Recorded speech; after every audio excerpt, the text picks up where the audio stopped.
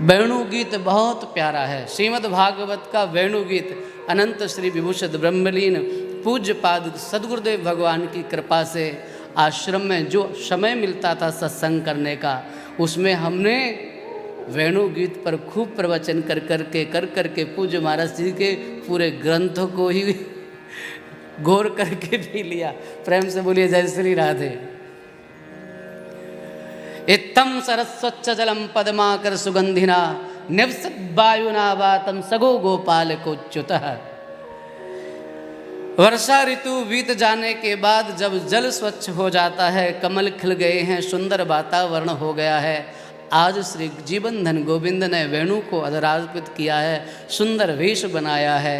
वरहा पीडम नटवर वपुः कर्णयो कर्णिकारम विव्रत वाशः कनक कपिशम वैजयंतीम च मालाम रंध्रान वेणु हृदर सुदया पूरयन गोपबंदई वृंदारण्यम शपद रमणम प्राविशद गीत कीर्ति। आहा, पूज्य महाराज श्री कहते हैं, देखो ये जो गोपियां बोल देख रही हैं, अनुभव कर रही, ये साधारण नहीं है। संस्कृत व्याकरण के अनुसार रंध्रानी बनता है, रंध्राणी बनता है, पर रंध्रान का प्रयोग करके छांदस प्रयोग है ये। और वरहा पीडम नटवर बपु कर्णयो कर्णिकारम विव्रद वासा कनक कपिसम वैजयंतीम च मालाम रंध्रान वेणु रदर सुधया पूरयन गोप बंदई वृंदारण्यम स्वपद रमणम प्राविशद गीत कीर्ति। एक जगह और प्रयोग है आगे अगले श्लोक में, उसमें भी महाराज श्री ने स्पष्ट किया है कि छांदस प्रयोग है, अर्थात गोपियां जो बोल रही हैं वो श्रुति भगवती ही बोल रही है। प्रेम से बोलिए जय श्री राधे। स्वपद रमणम स्वपदाद वैकुंठाद अपि रमणम, ये वृंदावन वैकुंठ से भी ज़्यादा रमणीय है, इसलिए स्वपद रमणम। एक अर्थ ये बताया पूज्य महाराज श्री ने, स्वपद रमणम ब्रह्म पदाद अपि रमणम, ब्रह्म पद से भी ज़्यादा अति रमणीय है ये वैकुंठ श्री ठाकुर जी का वृंदावन धाम। स्वपद रमणम सस्याया श्री राधाया पदहि अंकितहि एतस्मात् कारणात् स्वपद रमणम, अर्थात श्री राधा रानी के चरण कमलों से ये चिन्हित वृंदावन है, इसलिए अत्यधिक ये रमणीय हो गया है श्री ठाकुर जी। इसलिए वृंदावन में एक अरण्य में एक स्थान में खड़े होकर के वेणु को अधरार्पित करके गोपांगनाओं में भाव राज्य में इस झांकी का दर्शन किया और दर्शन करके बोले वाह वाह वाह, देखो सखी, देखो देवी, कितना सुंदर श्री ठाकुर जी का स्वरूप है। अक्षण बताम फलमिदम न परम विदामा सख्या पशु ननु विवेशे तोर्भयस्यै वक्त्रम ब्रजेश सुतयो रनु वेणु जुष्टम ऐर्वा निपीत मनुरक्त कटाक्ष मोक्षम। अक्षण बताम फलमिदम न परम विदामा, देखो संस्कृत व्याकरण के अनुसार विदामा नहीं होता, विदमा होता है। नव्य व्याकरण के अनुसार, पाणिनि व्याकरण के अनुसार विदामा शब्द नहीं होता है, विदमा होता है। ये विदामा शब्द प्रयोग करके भी सिद्ध कर दिया कि ये छांदस प्रयोग है। फिर महाराज श्री ने कहा कि गोपी कोई साधारण गोपी नहीं है, स्तुति भगवती साक्षात बोल रही हैं, इसलिए वेद छांदस व्याकरण के अनुसार प्रयोग कर रही है। अक्षण बताम फलमिदम न परम विदामा, अगर आँखों का कोई फल है तो बस बस बस यही फल है, इनको देख लो।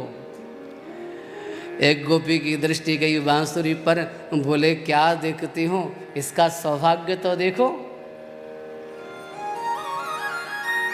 इसके सौभाग्य की तो करो, इसने कौन सा शुभ कर्म किया है, किस शुभ कर्म के परिणाम स्वरूप श्री कृष्ण इसको अपने अधरों का तकिया देते हैं, अपने साथ में रखते हैं, फेंट में बांधते हैं, सोते समय तकिया के पास रखते, 1 मिनट के लिए भी नहीं छोड़ते।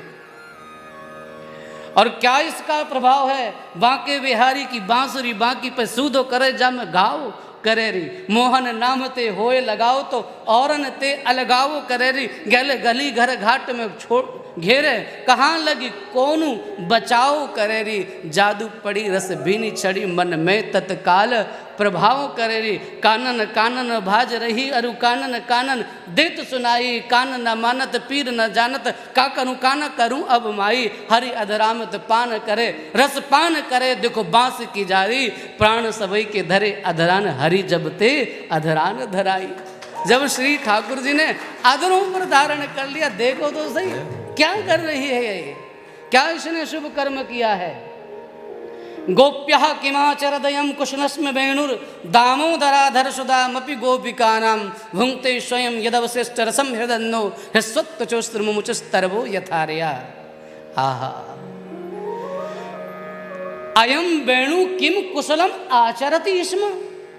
इस वेणु ने क्या कोई शुभ कर्म किया है, कोई जप किया है, कोई तप किया है, क्या किया है। बोले मुझसे क्या पूछी, तो इसी से पूछो, इसी से पूछो। गोपांगनाओं ने वेणु का गोपन करके कहा, अरे वेणु तू बता तो सही, तूने क्या देखा कृष्ण ने तुझ में। उस वेणु ने कहा, एक बात कहूँ बहन, मुझ में कुछ है ही नहीं, मुझे वंश से अलग कर दिया गया, साथ साथ छेद कर दिए गए, तपाया गया, कितना कष्ट दिया गया, पर मैं मौन रही। और जब मैं मौन हो गई तो श्री कृष्ण ने अपने प्राण मुझ में भरना शुरू कर दिया।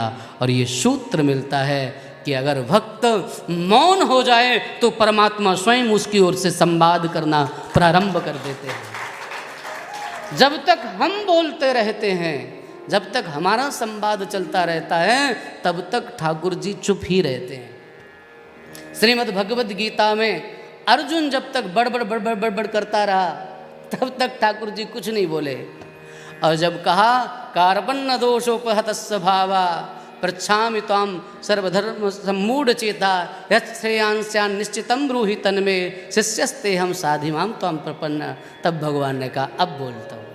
जब तू शरणागत हो गए, पहले अध्याय में इतना बोला पर एक बार भी भगवान उवाच नहीं है, अर्जुन उवाची है, भगवान उवाच एक बार भी नहीं है। क्यों? जब तक हम स्वयं रिक्त नहीं होंगे भैया, जब तक हम स्वयं खाली नहीं होंगे, तब तक श्री ठाकुर जी का संगीत कैसे सुनाई देगा, तब तक श्री ठाकुर जी की ध्वनि कैसे, आवाज कैसे सुनाई देगी। एक गोपी ने कहा कि वेणु को छोड़, जरा वृंदावन की हिरण को देख, ये हरिणियां हमसे श्रेष्ठ हैं। वैसे मैं बोलता नहीं हूँ इतने श्लोक, पर आज पूज्य स्वामी जी बैठे ना, तो पता नहीं ऐसे लग रहा है कि जितना है सब उड़ेल दूँ। स्वामी जी को देख करके थोड़ी सी, अपने गुरु को देख करके, गुरु मेहरबान तो चेला पहलवान हो जाता ना। तो जब सामने बगल में महाराज जी बैठे तो हमने कहा अब काय को कसर रखूं, नहीं तो अभी तक तो मैं निकल ही जाता यहाँ तक, अभी तक तो गोवर्धन को जाऊं, मेरी वीणाएं मानो, मेरा मनवा करवा देता मैं। प्रेम से बोलिए जय श्री राधे। एक गोपी ने कहा जरा इसको तो देखो, वृंदावन की हिरणी को देखो, इसका भी क्या भाग्य है, क्या इसने अर्पण किया है। धन्यास्म मूण मतयोपि हरिण्येता यानंद नंदनम पात्र विचित्र वेशम आकर्ण वेणुरणितम सह कृष्ण सारा पूजाम दधुर्विरचिताम प्रणयावलोकई। अरे गोपी, इस हरिणी को देखो, हमसे श्रेष्ठ है। अपने पति कृष्ण मृगसार के साथ मिलकर के भगवान की पूजा कर रही है। किसी गोपी ने कहा बावरी है गई है, काहे की पूजा कर रही है, ना इसके पास रोली है, न चावल है, न कुमकुम है, न गंध है, न दूर्बा है, न स्वच्छ जल है, ये पूजा कैसे करेगी। और एक बात बताऊं, एक होती है विधि पूजा, आचार्य जी की पूजा, पंडित जी की पूजा, और एक होती है प्रेमी की पूजा। आचार्य जी की पूजा में रोली चंदन कुमकुम अक्षत नहीं होगा तो पूजा की विधि पूरी नहीं होगी। और प्रेमी की पूजा जो होती है ना, प्रेमी की पूजा में नारायण कुछ नहीं लगता है, आंखों से 2 आंसू गिरें और प्रेमी की पूजा पूर्ण हो जाती है। आंखों के 2 अश्रु बिंदु गिरें और पूजा पूर्ण हो जाती है। बोले कैसे पूजा कर रही है, बोले आकर के बड़ी बड़ी आंखों से श्री ठाकुर जी को निहार रही है, उनको देख रही है, यही उसकी पूजा है। हरिदास जी को देखो, गिरिराज जी को देखो। हंताय मद्रबलो हरिदास वरियो यद राम कृष्ण चरणस प्रसद प्रमोदा। ये हरिदास वरी गिरिराज जी महाराज आनंदित जो दिख रहे हैं ना तुमको, इनके आनंद के पीछे मूल में हेतु क्या है? बहुत प्रमोदित हो रहे हैं, बहुत आनंदित हो रहे हैं गिरिराज जी महाराज। और हम तो जब यहाँ से जाकर के देखते ना तो पीछे श्रीनाथ जी का छाया चित्र लगा है, श्रीनाथ बाबा का। तो पता नहीं मुझे क्यों ऐसा लगता है कि वो देखो, दो तरह से एक व्यक्ति का विचार ये होता है कि ये बहुत गलत बात है कि स्वयं आगे बैठे हो और पीछे ठाकुर जी का चित्र। कह सकते हैं लाला इधर, एक बार कहते हैं ऐसा कि भाई तुम आगे बैठे हो ठाकुर जी को पीछे, पर मेरी दृष्टि कुछ दूसरी है। गांव में चोरी हो जाए, कुछ हो जाए, तो लोग कहते हैं ये चोर जो दिख रहा है वो तो ऐसा ही है, कोई बड़ा सरगना है, कोई बड़ा व्यक्ति है, इसके पीछे किसका हाथ है। तो अगर आपको कभी लगे कि कुछ शब्द आपको अच्छे लगे हैं तो ये मत सोचना कि वो मेरे हैं। जो मेरे पृष्ठपोषक श्री ठाकुर जी बैठे हुए हैं, उन्हीं के शब्द हैं, उन्हीं के भाव हैं। इसलिए पीछे नहीं है, वो पृष्ठपोषक हैं। बोले कहने इनकी पीठ पे हाथ रख दिया, तो श्रीनाथ बाबा ने हाथ रखा हुआ जब देखते हैं तो मुस्कुराते हुए दिखते हैं। क्यों ना, वो भी तो वही रहते हैं गिरिराज जी में। तो श्री गिरिराज जी महाराज अत्यधिक आनंद होते हैं, प्रमोदित होते हैं। प्रमोदित कैसे होते हैं? अरे उनके आंसू भी बहने लग जाते हैं जब दूरबा पे जमी हुई जो ओस के कण हैं वो उनके मानो प्रस्वेद बिंदु हैं। श्री ठाकुर जी के चरणों का जो स्पर्श होता है, उस स्पर्श को पा करके वे आनंदित हो जाते हैं, वे धन्य हैं। आदि आदि बहुत भाव के श्लोक हैं। तो नारायण इस प्रकार से वेणु गीत के माध्यम से श्री ठाकुर जी की गोपांगनाओं ने स्तुति की।